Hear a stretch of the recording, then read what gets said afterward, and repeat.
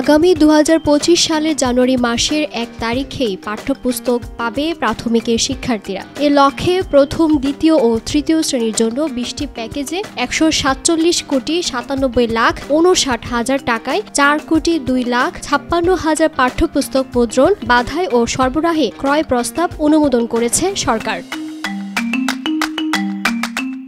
বুধবার সচিবালয়ে অর্থ ও বাণিজ্য উপদেষ্টা ডক্টর সালেহ উদ্দিন আহমেদের সভাপতিত্বে অনুষ্ঠিত সরকারি ক্রয় সংক্রান্ত উপদেষ্টা কমিটির বৈঠকে এ অনুমোদন দেওয়া হয়। বৈঠক শেষে সালেহ উদ্দিন আহমেদ সাংবাদিকদের বলেন, প্রাথমিকের বই ছাপানোর ব্যাপারে অনুমোদন দেওয়া হয়েছে। যথাসময়ে যাতে ছাত্রছাত্রীরা বই পায় সেটা নিশ্চিত করা হবে। বইয়ের ক্ষেত্রে সর্বোচ্চ মানের বিষয়টি নিশ্চিত করতে বলা হয়েছে। বই উৎসব হবে কিনা এমন প্রশ্নের জবাবে তিনি বলেন, এটি তিনি বলতে পারবেন না, তবে ছাত্রছাত্রীরা বই পাবে।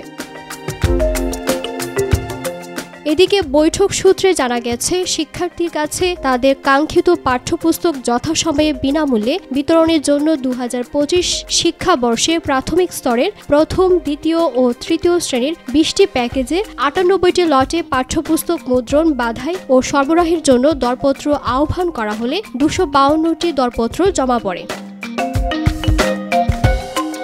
এর মধ্যে ২০৯টি দরপত্র রেসপন্সিভ হয়। টিএসসি কর্তৃক ৯৮টি লটের বিপরীতে ৮৮টি লটে সুপারিশ করা রেসপন্সিভ সর্বনিম্ন দরদাতা মুদ্রণ প্রতিষ্ঠান ৪,২,৫৬,৩৪৬টি বই সরবরাহ করার সুপারিশ করা হয়। এতে মোট ব্যয় ধরা হয় ১৪৭,৯৭,৫৯,৫৩৭ টাকা। প্রতিটি বই মুদ্রণ, কাগজসহ বাধাই ও সরবরাহ বাবদ খরচ ধরা হয় ৩৬ টাকা ৭৬ পয়সা।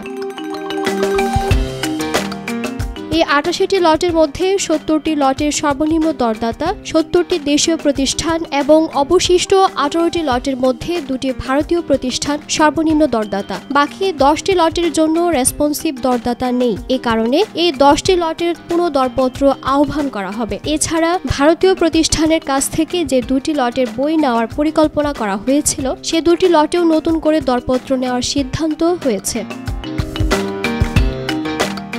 দিলরুবা তুন্নি, ভোরের পাতা।